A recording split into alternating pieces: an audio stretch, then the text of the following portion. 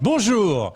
Bonjour et bienvenue en direct sur KTV, la télévision, à la radio et sur les réseaux sociaux pour ce temps de parole consacré à la culture et à un festival bien connu à Mayotte, le Hip Hop Evolution Festival. Et pour en parler, sa directrice Sophie Huvet, bonjour. Bonjour Léo, bonjour Camar. Bienvenue et merci d'être là. Alors, merci. La question que tout le monde se pose, Hip Hop Evolution, cette année, y aura-t-il le festival, oui ou non ? Bah oui, forcément. Après, forcément autrement aussi. Parce que tout le monde va se dire, quoi, ils ont le droit de danser ? C'est ça, j'allais dire, mais comment va se faire ce festival ? Mais d'une façon différente cette année. Oui, ça fait un petit moment qu'on y réfléchit au vu du contexte, bien sûr. Donc on avait plusieurs plans. Eh bien, c'est le dernier plan qui est mis en place. Non, on avait effectivement un plan intermédiaire qui était quand même d'essayer dans un lieu fermé avec un protocole sanitaire de pouvoir au moins faire jouer les nouveaux spectacles sans public et de faire une captation live. Donc ça, c'était un plan qu'on avait imaginé, mais voilà, qui semble quand même, qui il y a une semaine, on a dit bon, ça va vraiment pas être possible. Donc trop de monde sur scène parce que trop de gens. Oui, parce qu'on estimait que malgré tout, on demande aux gens de respecter des gestes barrières. Et quand on danse, la réalité, c'est que quand on fait des ateliers, on peut séparer les gens, on peut faire quelque chose un peu d'individuel. Hein, mais quand on fait un spectacle, forcément, il y a des rapprochements, il y a des voilà. Donc on n'avait pas envie de jouer. On va dire cette provocation, si tant est que c'en soit une, parce que c'est leur travail, c'est leur métier. Mais on n'avait pas envie de ça, donc ces nouveaux spectacles, eh bien, ils viendront à un autre moment. Ce sera encore une autre étape, un autre temps fort qu'on espère pouvoir décaler dans l'année. Mais en tout cas, ce festival, on avait envie de garder cette place, en fait, au mois de mars, dans les yeux, la tête, voilà. Et du coup, on s'est dit, pourquoi pas revenir sur les souvenirs, sur le passé, avec tout le travail effectué, et puis mettre à l'honneur toute cette génération aussi de danseurs, dont certains sont des adultes maintenant, sont devenus des hommes, des femmes. Et donc on va pendant toute une semaine retracer un petit peu tous ces 10 ans du Battle of the Year principalement, mais aussi bien sûr du festival qui s'est élargi au fur et à mesure des années. Donc ça commencera la diffusion à partir de quand ? Alors la diffusion, c'est du dimanche au dimanche, donc du 7 mars au 14 mars, donc tous les soirs à 20h30 sur Queasy. Merci aussi de ce partenariat, parce que je rappelais la dernière fois justement à des personnes de l'équipe que Queasy et Hip Hop Evolution ont grandi ensemble en fait, puisque Queasy, en tout cas la télé s'est ouverte le 1er avril 2011, et nous Hip Hop Evolution s'est réimplanté à Mayotte puisqu'il a été créé à Rennes par deux jeunes Mahorais en 2010. Donc et que le premier événement, le Battle of the Year, le premier gros événement s'est passé en mai 2011. Donc vous voyez, il y a eu le premier direct de Queasy sur cet événement. Donc c'est vraiment un partenariat notre histoire sont vraiment liées par exactement, tout ça. Et c'est vrai que c'était important aussi pour Queasy de maintenir ce lien avec la population, de ce hip-hop qui est très célèbre et connu à Mayotte. Et d'ailleurs l'année dernière, vous avez eu chaud. Parce que le festival s'est terminé, je crois, la veille du confinement ou la veille de la semaine. En fait, nous, on avait notre dernier événement le 14 mars, et de mémoire, le confinement était le 16 ou le 17 mars, ou le 15 mars, voilà. C'était le lendemain des élections. Voilà, exactement. Donc oui, effectivement, l'année dernière, c'était, je pense qu'on est une des rares associations culturelles, structures culturelles à avoir fait un festival l'année dernière. Et cette année, du coup, pour nous, c'était important de ne pas faire une année blanche. C'est vrai que ce ne sera pas du physique, il n'y aura pas de public, et pour un artiste, c'est quand même terrible, on va dire.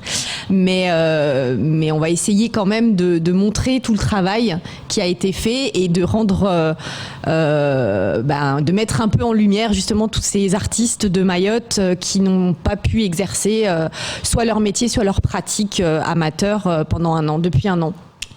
Alors justement, Sophie V, parmi ces fameux plans B que vous aviez réfléchi, est-ce qu'on ne pouvait pas imaginer, on a vu déjà depuis le premier confinement sur toute la France, beaucoup de jeunes ou beaucoup de personnes faire des challenges. Est-ce que là, pour cette année, il ne fallait pas aussi passer par là? C'est-à-dire permettre à un artiste, un danseur qui est chez lui, de se trouver une place, de faire une belle vidéo et de pouvoir finalement amasser tout ça et faire une belle compilation pour cette année avec des challenges, genre.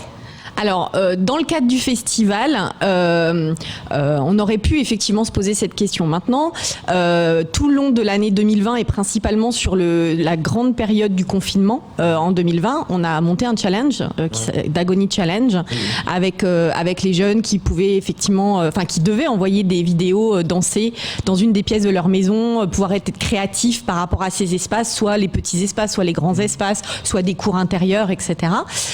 Donc c'est de la matière aussi qu'on a et qui seront d'ailleurs diffusées dans des virgules entre les différents spectacles lors des diffusions télé.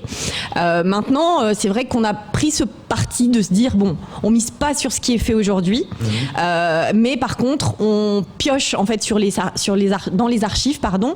Donc ça c'est un parti pris. Maintenant, je vais pas tout dévoiler, mais il y a des surprises qui vont arriver pendant la semaine, notamment pour faire gagner, parce qu'on était prêts, donc on a les t-shirts du festival, on a les casquettes, etc. Donc l'objectif, c'est aussi de faire participer le public. Donc il y aura ce genre de petites choses qui vont être dévoilées bientôt. Alors c'est vrai que quand on regarde l'événement, presque, si j'oserais dire, c'est un travail à la chaîne, parce que quand on fait notre événement ici, après il y a la continuité du côté de la métropole. Comment vous avez pu discuter avec les autres organisateurs en métropole? Est-ce qu'ils font la même chose? Est-ce que finalement ils ont trouvé notre plan B par rapport à vous? Comment ça s'est passé les discussions? Vous voulez dire pour des artistes qui... Une fois qu'on a nos gagnants ici, on sait très bien que chacun part. Donc, mais là, cette année, encore une fois, donc c'est toute la culture sur le territoire national qui est touchée. Là, est-ce qu'on a trouvé quelque chose? Bon, cette année, on ne fera pas la grande finale en France, mais on va quand même, nous aussi, de l'autre côté en France, refaire vivre un peu toutes ces finales ou pas? Alors, dans le cadre du Battle of the Year principalement, on est constamment en discussion avec Thomas Raymond, qui est l'organisateur du Battle of the Year France et international. La réalité, c'est que nous, on a la chance et on est les seuls à avoir un gagnant en 2020. Qui n'a pas pu partir au Battle of the Year France, puisque ce Battle of the Year France 2020 n'a pas eu lieu. Non, puisqu'il était décalé, il devait avoir lieu en mai, puis il a été décalé en décembre, et là il a été définitivement annulé. Donc là maintenant c'est une édition mai 2021 qui va se positionner, si tout va bien. Donc nous, on avait deux possibilités. Encore une fois, soit on pouvait faire le Battle of the Year 2021, et dans ce cas-là, on avait deux gagnants potentiels, puisqu'on avait celui du 2020 et celui du 2021. Battle of the Year France était d'accord pour accueillir deux équipes mahoraises en finale. Pour le moment, vu qu'on n'aura pas de gagnant, alors on n'exclut pas l'idée de le décaler en avril, parce qu'il y a le Battle of the Year Réunion qui est calé en avril. Donc l'idée, c'est peut-être de mutualiser les moyens avec les jurys, etc., pour qu'ils puissent venir aussi à Mayotte. Mais tout ça dépend encore une fois du contexte sanitaire. En tout état de cause, s'il y a un Battle of the Year France, il y aura un crew mahorais. Ça, je peux vous l'assurer. Et de toute façon, il y a les gagnants 2020 qui n'ont pas pu partir. Donc, ils ont toute leur place pour représenter Mayotte dignement au prochain Battle of the Year France. Ça, c'est un problème pour les jeunes. Je pense qu'il y a beaucoup de déceptions chez eux, notamment quand vous dites on ne fait pas une année blanche, mais on fait une sorte de rétrospective pour pas perdre l'habitude en fait de trouver ça. Pour les jeunes, c'est terrible parce qu'en fait, vous avez dit ils étaient prêts, et pour finir, vous dites non stop. Comment ils ont réagi par rapport à ça? Comment ils sont? Dans quel état d'esprit ils sont, ces jeunes aujourd'hui? Ils sont forcément, c'est compliqué quand votre métier c'est la création, c'est l'artistique, c'est le corps, c'est le mouvement. Donc ça joue aussi sur le mental, sur le moral. Donc c'est vraiment très très compliqué. Donc c'est vrai aussi que nous, on va dire globalement l'équipe, on est là pour se soutenir, et puis surtout on est là pour regarder toujours sur l'avenir. Donc on prend ce temps aussi pour faire des choses qu'on n'avait pas le temps de faire. On travaille aussi beaucoup sur le lieu qu'on a maintenant. Donc du coup on prend le temps de travailler sur les études, sur la réflexion globale de tout ça. Maintenant, je vous cache pas que c'est stop and go, j'ai envie de dire, parce qu'il y a eu quand même des moments où ils ont pu reprendre. Moi, je me suis rendu compte, en fait, sur une petite analyse rapide, qu'on a eu beaucoup de blessés à la reprise, en fait. Donc, d'entraînement ? Exactement. Donc, en fait, ils ont perdu un rythme régulier, en fait, de maintien du corps donc, même si on essaie un par un de pouvoir leur donner accès à un plateau danse pour qu'ils puissent quand même continuer à répéter, parce que là je parle bien des danseurs professionnels, parce que oui, il y a des danseurs professionnels à Mayotte, parce que ça étonne encore beaucoup. Bien sûr qu'il n'y en a pas des milliers, l'idée, nous on accompagne des milliers de jeunes mais qui sont pas professionnels. Mais aujourd'hui, il y a bien une dizaine de danseurs professionnels. En cette période, comment ils s'en sortent? Parce que la culture est revenue. On a vu tout à l'heure que ça fait 1 an que la culture est quasiment mise à zéro. Comment ils s'en sortent? Alors aujourd'hui, ils s'en sortent aussi grâce au modèle économique que Hip Hop Evolution met en place. C'est-à-dire qu'étant donné que de toute façon, on ne peut pas rentrer, comme vous le savez, dans le champ du régime de l'intermittence, etc., qui, pour le coup, eux, alors je dis pas qu'ils sont bien lotis, mais en tout cas, le régime de l'intermittence est maintenu. Donc pour le moment, ils savent pas encore à quelle sauce ils vont être mangés pour l'année 2021, mais tout ce qui est 2020 a été maintenu et reporté. Nous, étant donné qu'on n'a pas ce statut, nous, depuis quelques années, on réfléchit à un modèle économique de salariat, en fait, de l'artiste au sein de Hip Hop Evolution, qui ne consiste pas au même rôle de salariat, on va dire, dans une autre entreprise, puisqu'il est salarié, mais en même temps indépendant dans sa pratique et son projet artistique. Donc ça semble un peu complexe, mais c'est quand même, en fait, voilà, donc l'idée, c'est de leur donner un salaire minima. D'accord. Qui est celui que la loi impose, qui est le SMIC. Et puis, avec cette base, il y a un contrat moral de déjà qu'est-ce qu'ils apportent au niveau de l'association et donc au niveau du territoire dans leur position d'artiste. Et puis ensuite, ils ont des projets artistiques qu'ils vont développer, qu'ils vont proposer à l'association, avec lesquels ils ont un apport administratif avec l'association. Et ensuite, si ce projet artistique reçoit des subventions, des financements, etc., notamment pour leur salaire, et bien ensuite, nous, on le transforme en salaire dans le cadre du droit commun, c'est-à-dire que dans leur contrat de travail, ensuite ils sont payés plus par le biais de ce projet artistique.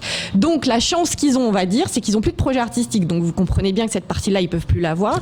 Mais par contre, ils ont quand même le minima. Donc c'est-à-dire qu'ils ont ce minima, donc le SMIC aujourd'hui, avec lequel, bien sûr, quand on est artiste, on peut pas se satisfaire à partir du moment où eux, ce qu'ils veulent, c'est faire leur projet artistique. Oui, donc ça, c'est une évidence. Ça dans le milieu artistique de plus en plus, on le voit en métropole, des artistes qui vont même sur des places publiques pour jouer des spectacles, puis les gens s'agglutinent donc les regarder, des propositions, notamment le passeport vaccinal, qui semble passer plutôt sur un passeport sanitaire. Oui, enfin, il joue avec les mots, mais l'idée en fait de la culture de certains de bandes de la culture, d'écouter, s'il faut passer par là, passons par là. Le passeport sanitaire serait de quoi? De pouvoir ouvrir les salles de spectacle, dont des spectacles ici aussi à Mayotte, et que les gens montrent qu'ils sont vaccinés pour y aller. Vous en pensez quoi? Vous pensez que c'est une juste mesure ou que ça va trop loin?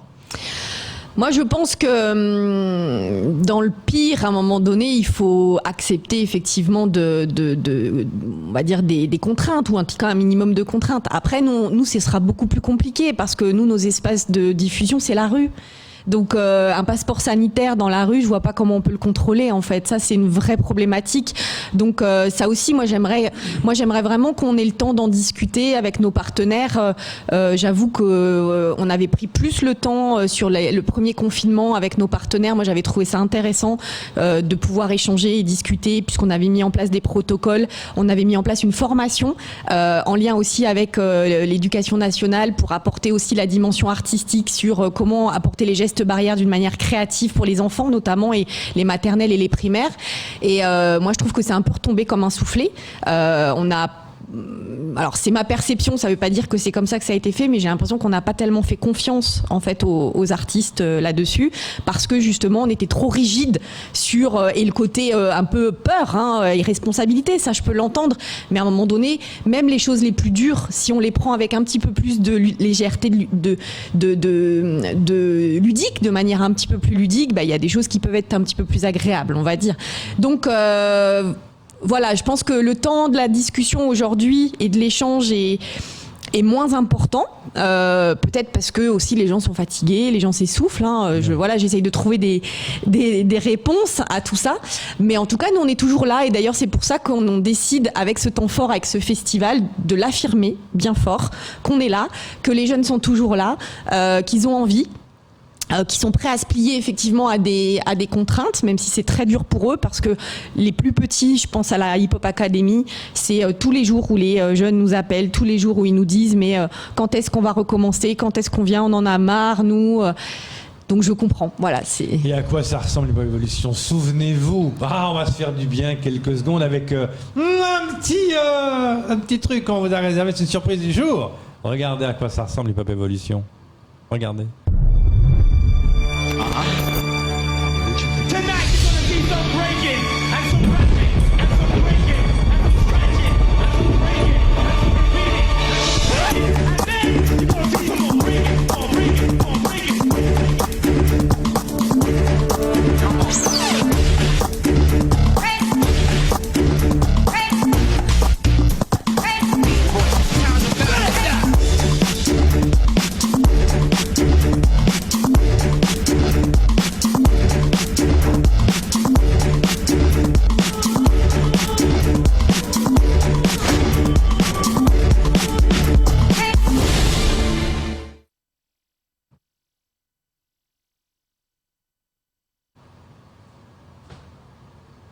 Oh, ça fait du bien de voir ces jeunes bouger.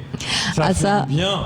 Voilà ce que vous attend à la télé, Camar. Alors justement, Sophie, on sait que spectacle physique, quand on va y assister, c'est autre chose. Là, c'est la télé. Comment ça s'est passé le choix du montage? Parce qu'on sait très bien que, en tout cas, pour captiver peut-être aujourd'hui le téléspectateur, quand ça va être diffusé sur Kwezi, il faudrait que ça a l'air qu'on ait l'impression qu'on est devant la scène et quand on est en train de regarder tous ces crews.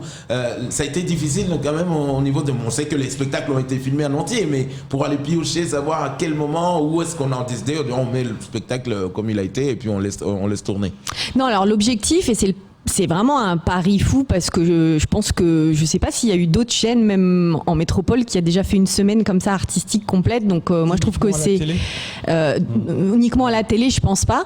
Donc là l'idée c'était quand même de montrer les spectacles complets. D'accord. Ça c'est vraiment l'objectif pour que ce soit le festival, que ce soit comme un festival. Alors c'est vrai qu'il va y avoir cette distance avec la télé, mais parce qu'il y a eu plein de captations qui ont été faites, il y a un gros travail qui est fait avec le pôle audiovisuel aussi de Hip Hop Evolution.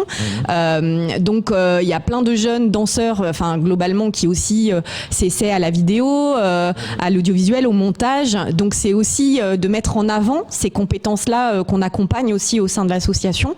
Donc le parti pris, c'est vraiment, alors il y a les battles qui vont être en entier, c'est-à-dire que là l'objectif c'est de montrer, alors malheureusement la version 2011 est détériorée, donc on peut pas montrer la toute première version, mais on pourra montrer à partir du 2012. Donc jusqu'à 2020. Donc par contre, il y a des moments où ça finira très tard, le soir. Mais par contre, il y aura aussi des spectacles. Donc toutes les créations, le répertoire, finalement on se rend compte qu'il y a beaucoup de spectacles, comme le spectacle qu'on avait fait Psychano, un spectacle de rue en 2013-2014, que Kwezi avait capté et qu'on va pouvoir rediffuser, mais également Utungu qui a plus de 30 dates au niveau national, au niveau international, le spectacle Walé qui est dans sa forme définitive maintenant, qui devait partir à l'international en 2020. On aura également les nouveaux, on va dire les restitutions, c'est-à-dire des spectacles de jeunes de la Hip Hop Academy, là qui sont des exclusivités parce qu'en général c'est des restitutions qu'on fait à la fin des semaines de résidence artistique et qui normalement déboucheront peut-être dans 1 an, 2 ans, 3 ans dans un spectacle. C'est-à-dire c'est l'idée aussi de montrer la progression, le travail qu'il y a, parce que tous ces jeunes qui font, ceux qui auraient dû se produire cette année au festival, pour certains ça fait 3 ans en fait qu'ils préparent des choses, alors peut-être pas ce spectacle-là, mais qui préparent leur corps en fait à ce travail-là. Je rappelle que ça commence à partir du 7 jusqu'au 14 mars, tous les soirs sur KTV, à partir de 20h30. Et on en reparlera dans cette semaine avec d'autres personnes qui viennent parler de ce festival, parce qu'elle n'est pas toute seule, Sophie, il y a du monde. Merci de le dire. Oui, c'est comme la matinale, il y a des mondes derrière les murs. Mais ils n'osent pas parler, c'est pour ça, donc moi je suis un peu là. La porte-parole. Heureusement qu'elle est là, Sophie. Merci beaucoup d'être venue. Merci à vous et merci vraiment à Kwezi pour ce soutien et qui permet encore une fois de montrer tout ce beau travail. Hip Hop Festival aura lieu. J'ai rien compris. On remet la vidéo. On remet la vidéo. Ah oui, alors parce qu'on me félicite en régie. Excusez-moi. Oui. D'accord. Un téléphone rouge. On nous dit qu'on doit remettre la vidéo. Eh ben, regarde à quoi ça ressemble. Hip Hop Evolution. Regardez.